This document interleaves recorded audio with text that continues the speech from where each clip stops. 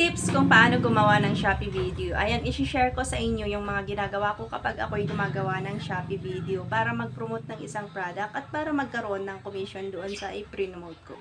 Kapag dumarating yung mga in-order ko dito sa Shopee, ay ginagawan ko po siya ng video. Siyempre, sasabihin nyo dun sa video nyo kung gaano yan kaganda, kung matibay ba, mura, may ibang kulay, may ibang design, o maraming sizes na available sa product na yan na gusto mong i-promote. And another technique na ginagawa ko kapag wala akong magawang Shopee video, dahil hindi naman tayo laging bumibili.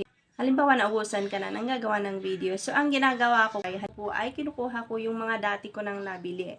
Ayan, so lilinisan ko lang siya and gagawan ko siya ng video. At bibigyan ko siya ng review.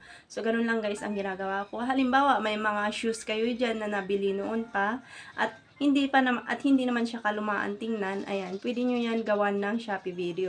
Ganun din yung mga nabili nyo na para sa mga anak nyo na maganda pa naman tingnan, pwede nyo po yung gawan ng Shopee video. And last na ginagawa ko at ginagawa din ito ng mga ibang sellers, nag-screenshot ako ng mga pictures doon kay seller and then kinakrap ko siya or ine-edit ko. Ginagawa ko siyang slideshows of images. Then yun ang ina-upload ko doon sa Shopee video. Ngayon sa mga hindi nakakaalam kung paano mag-upload ng Shopee video para doon sa produktong gusto nyong i-promote, ay meron na po akong tutorial niyan. I-check nyo na lang po sa aking mga reels. Yan lang, follow and share for more tips and tutorials.